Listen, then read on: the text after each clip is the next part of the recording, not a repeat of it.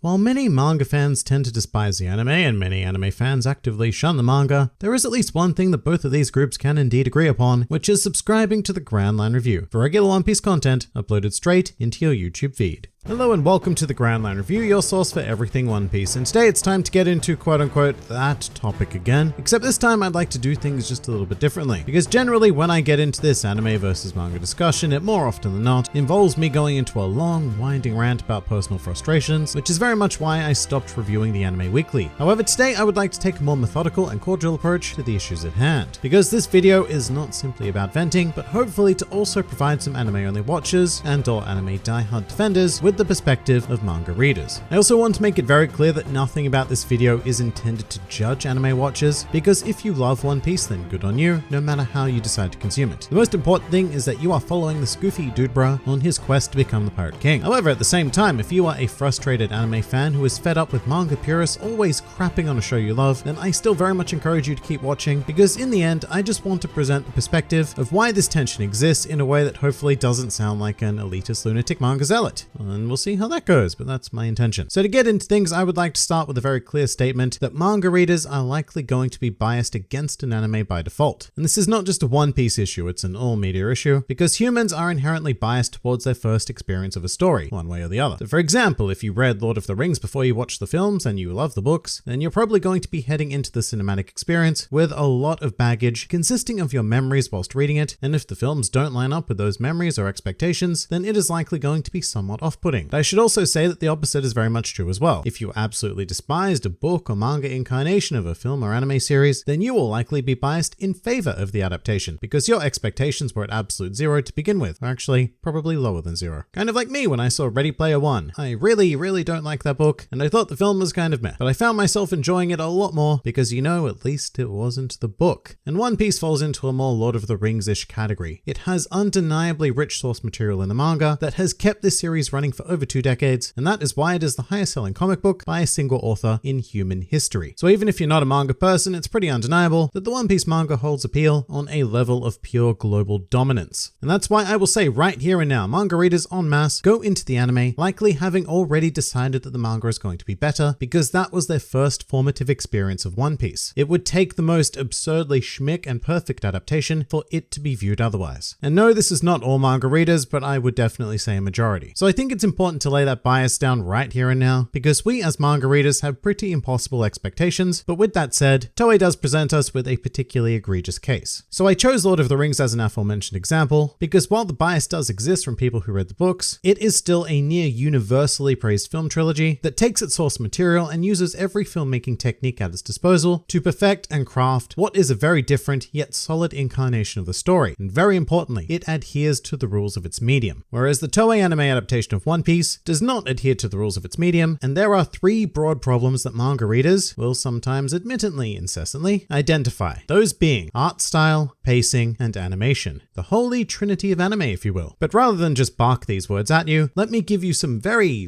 detailed examples of exactly what I mean. So starting with art style, it's important to know that One Piece has gone through 3 broad stylistic incarnations, with what I'd call classic One Piece, serving from episode 1 all the way up to the end of Skypiea, and after that it turns into what I would call the dark age of animation, which spans from Long Ring Longland all the way till the end of the Reverie arc, which FYI is about 684 episodes. And this era is where most of the problems stem from. Although recently, beginning with Wano, we've had a much needed revolution of that art style, which in my opinion finally makes One Piece at the very least look like it should. Sadly though, the large majority of One Piece lies in the spooky dark age. And this dark age is not consistent. It actually started out not too badly, but around Enies Lobby, some real problems started to become apparent with this art style, such as characters frequently appearing off-model and completely out of proportion. Take this shot of Sanji for example. Now, what's wrong with it? Well, to be perfectly honest, nothing, because I've fixed it. But in the original anime, and get ready for this shot looked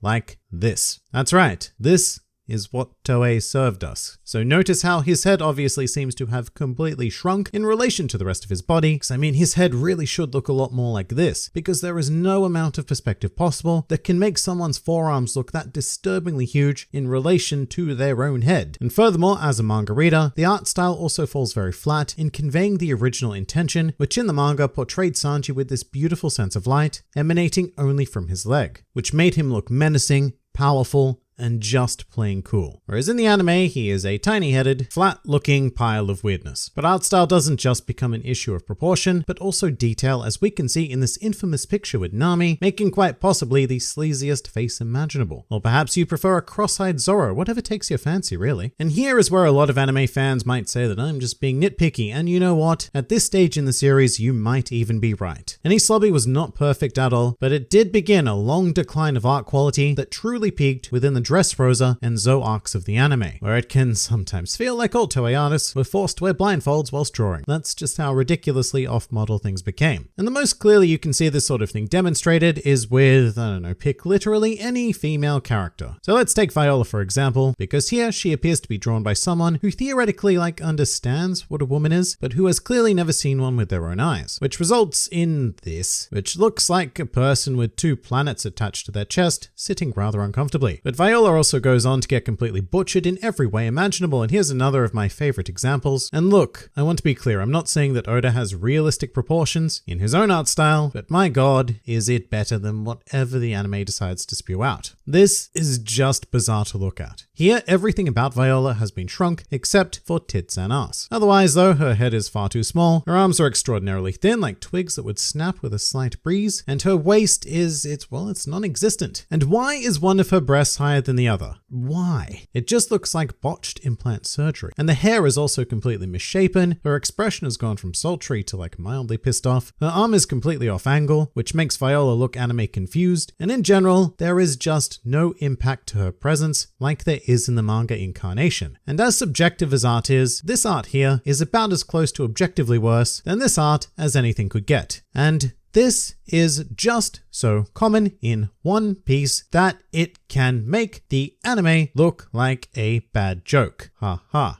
And of course, this is only really obvious to manga readers who have experienced a true master artist depict this story. But to anime watchers who know nothing of this, then unless it is a particularly extreme case, which, there are, but otherwise they probably won't see all that much wrong with it. And once again, I do want to highlight that the Wano arc has seen a phenomenal transformation in art style that is still not what I would call perfect, but you know what? It's perfect enough. I personally love it, but I just think it's a profound shame that the large majority of One Piece, being 684 episodes, has had to put up with this art style. But of course, art isn't everything, and in fact, bad art can often be very forgivable, so long as the anime succeeds in other core areas of its medium, being pacing and animation. The logic being that if the pacing is swift enough and the animation fluid enough, then there will be no time to clock the questionable art. So let's dive into these two and explore pacing, shall we? And first of all, let's have some raw numbers. One Piece at the time of this recording has 977 chapters available. Meanwhile, the anime adaptation has 927 episodes available. And the fact that those numbers are so similar should greatly alarm you from a purely pacing perspective. And that's because an ideal anime adaptation of a weekly manga series where chapters consist of between 15 to 18 pages would be to adapt between 2 and 3 chapters per episode. So in some sort of magical, ideal blanket One Piece world, 977 chapters would translate into around 488 episodes. That's if it were merely 2 chapters adapted per episode, that is, and about 325 if 3 chapters were adapted on average. But we'll go with the more generous 2 chapter number, because even sitting at a logical total of 488 episodes to cover the material, that still leaves us with a total surplus of 439 episodes of, well, what exactly? But let's also be clear and say that roughly 103 of those episodes are pure filler. We're talking about short filler arcs like G8, Goat Island, Foxy Returns, and all of that kind of stuff. And I don't really care about pure filler. I think in the case of One Piece, it's been quite necessary in the past, and for the right viewer, it can provide an enjoyable experience. But let's strike those 103 episodes from the remaining total, and that still leaves us with a 336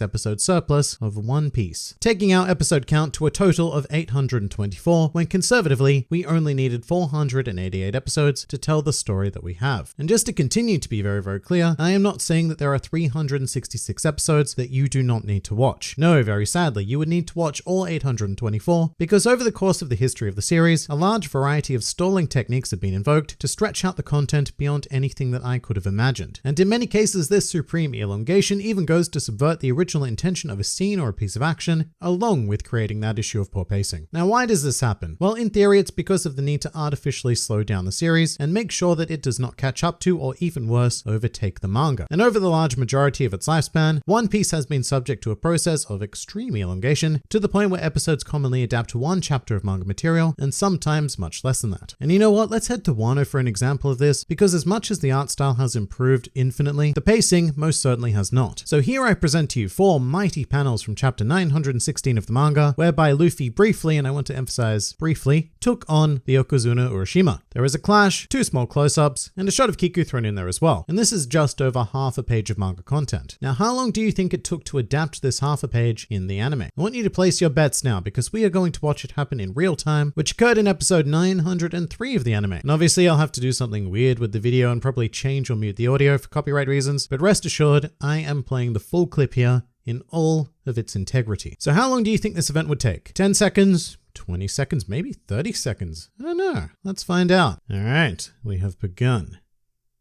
So we've got the clash. That's good. That's the first panel taken care of.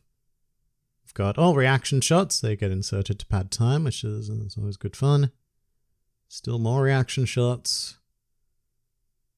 Oh, environmental shots. They're also good to pad time as well. Oh, the floor. Let's look at the floor. This is fascinating. Oh, and we flip the shot. So let's look at the other side of the floor. Close up again, which we've already seen.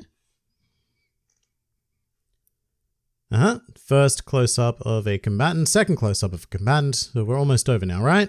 Yep, the shot of Kiku, that completes everything. We're done. No, we're not done. We're still struggling. Second close up of Urashima, second close up of Luffy. Another wide shot. We're still not done. Third close up of Urashima. Third close up of Luffy. Fourth close up of Urashima. Another wide shot. I've lost count of the wide shots. Fifth close up of Urashima. A third shot of the floor, because we like the floor. Sixth close up of Urashima. I think it's the fourth close up of Luffy. More hands. So many more hands. Seventh close up of Urashima. Fifth close up of Luffy. Another wide shot from a different... And time. So that is 1 minute and 23 seconds. 1 minute and 23 seconds. All to convey these 4 panels of manga. And wasn't it just enthralling? But here's the real slap in the face, because after that happens, we spent another literally 46 seconds just watching Luffy and Urashima going, whoa, whoa, whoa, whoa, trying to stay in the ring. 46 seconds. And I'm not going to make you sit through all of that in real time, but have fun looking at all of these padded shots that the anime had to introduce to give this event some variance, whilst notably stalling the action. And with that, I welcome you to garbage pacing. This is the weapon that Toei has utilized to turn what should be 488 episodes into 824 episodes. They thoroughly extend action-based clashes, which have the effect of removing their overall impact. They fill every episode with at least 2 minutes of recap from the previous episode, which went all the way up to 5 and 6 minute recaps during the Dressrosa arc. They frequently insert reaction shots that were not in the manga just to buy a couple of precious extra seconds. They linger on shots long since past their narrative expiry date. They blatantly repeat segments of animation within the same scene. They often incorporate unnecessary flashbacks to fill time. With all of this and more combining over the years to waste a grand total of 336 episodes worth of your time, or roughly 112 hours of your life. So that's right, if you've seen every episode of One Piece, not counting pure filler, which will make this number much bigger, then you have invested just under 5 whole days of your life for no real benefit. Because of the One Piece business model, which is to keep the series running all year round and to endlessly pad material, thus watering down the impact of each and every single moment, not to mention the greater impacts of arcs and meta-narratives. So when manga readers see a piece of action that took half a page to complete extended into a fruitless 2-minute anime experience, we get a little disenfranchised to say the least. And when that sort of thing happens in every episode, especially during the Dark Age, then we get pretty greatly disenfranchised, if not outright furious. And I will say that this is not the responsibility of Toei alone. This is a combination effort between Toei, Shueisha, the manga publisher, and Fuji TV, who all have a business arrangement mandating that this is is just how One Piece needs to run. So Toei is put in a bit of a tricky position where they just have to kind of do the best they can. But sadly, the best they can do under these circumstances is produce a series that perpetually feels stagnant and never moving forward. And please spare me any of the horrible arguments about how, well, Toei need to keep their animators employed, or well, they have to do it this way because of the manga. If Oda would just stop taking breaks, then this wouldn't be a problem. Because none of that is true. In fact, no excuse for the anime's pacing is true. In reality, this is a straightforward business model designed to generate maximum cash from milking One Piece all year round. They could switch to a seasonal model like the large majority of shonen anime series currently airing, which would work just as well for One Piece as any other property, and they even had the chance to do so with the big Wano changes, but they didn't. Because here's the thing to remember, this is not about storytelling, it is about revenue. And pacing will always be a secondary concern to revenue. But let's finish this off by moving into the third primary criticism, which is the animation itself. Now once again, yeah, it's gotten a lot better during Wano, which I very much appreciate, but for the large majority of the series, the animation was kind of meh at best. More often than not, key scenes would appear as underwhelming in order to be produced quickly. So for example, let's head to Marineford and examine the very brief conflict between Boa Hancock and Smoker. In the manga, you see her leg move to kick Smoker with a clear upward and forward momentum at play. Sort of like, you know, a kick, and it has a great impact on Smoker, forcing him off his feet. Meanwhile, in the anime, this scene has Boa sort of gently prodding Smoker with her foot, and then seeing a mostly static image being forced back on his feet, which immediately removes any sense of the impact of Boa's kick, because one, it looks like she was gently poking him, as I said, and two, it had no actual effect on Smoker, it was just mildly irritating at best. And this is the majority of the One Piece anime. Actual animation is something of an afterthought, and you know why the scene was done this way? Well, it was done that way because it was quick. Instead of animating the figure of Boa performing an actual kick, all the quote-unquote animator had to do was take two stills of a disembodied leg, one of which has the all-important motion blur technique invoked, and then have it come into contact with any part of Smoker, it doesn't really matter. At which point the animator just needs to cut to a mostly still image of Smoker with the background gently moving behind it. And really, this is the classic creative conundrum. You can have it done well, you can have it done fast, or you can have it done cheaply. However, you can only choose two of these options. So if you want quality work fast, then you need to pay handsomely for it. And if you want quality without paying for it, then you need to invest the time into it. But if you want it fast and cheap, like the Toei business model, then you have to settle for sacrificing any semblance of quality. But to give credit where credit is due, every now and then a scene does emerge with an exceptional amount of effort put into it. Another Marineford example would be Luffy's standoff against the Admirals, that was pretty damn beautiful, or Luffy versus Magellan in Impelled Down, or the transformation into Snake Man. There are a ton of moments in the series where things are animated to a stunning degree, but that does not comprise 99.9% of One Piece. They are very select moments that Toei knows it cannot botch under any circumstances, lest their clever ruse be revealed. So let's take some stock of what we have here. First is the natural bias that a manga reader will come into One Piece having. It's unfortunate, but they've just read a near objectively incredible story, and they have emotional ties and expectations attached to their first experience of One Piece. So the anime starts off in a pretty bad place. However, it then proceeds to fall completely flat on its face by refusing to take advantage of most of the devices that make the anime medium worthwhile. For most of its life, One Piece neglected its very basic art, and the animation of said basic art was subpar, and furthermore, the pacing of the overall story is like Toei invokes the world and literally stops time, with extraordinarily minimal progress made in every episode. And that's just not how the manga is. The art is near flawless, its sense of movement on a 2D page is supreme, and in many cases somehow is more fluid than the actual anime. And while this is, yes, a very, very long story, there are very, very few cases where it feels like a chapter has accomplished almost nothing. So much so that I write 10-minute reviews on, at most, 18 pages of manga per week, and sometimes I write much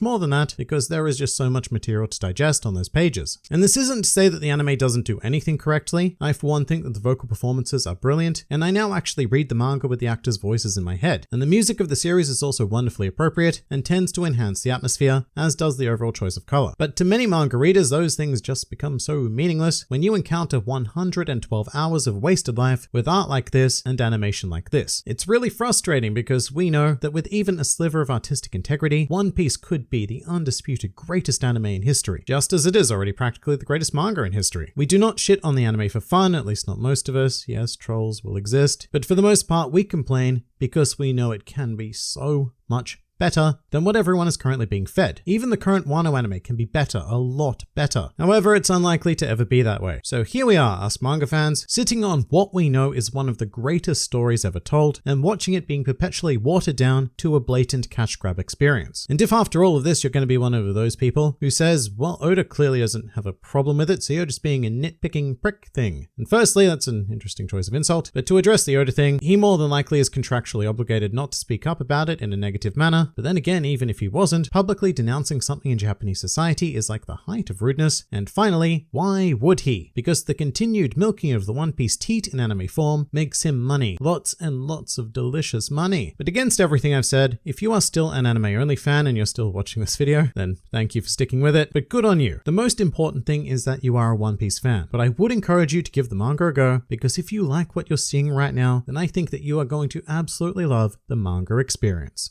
But what do you guys think? Please do leave your thoughts in the comments below, or even join my Discord server. And if you'd like to see more videos like this, then please do go and check out some of my other content, or even subscribe to the channel for more glorious One Piece business uploaded straight into your YouTube feeds. But for now, this has been the Grand Line Review, and I'll see you next time.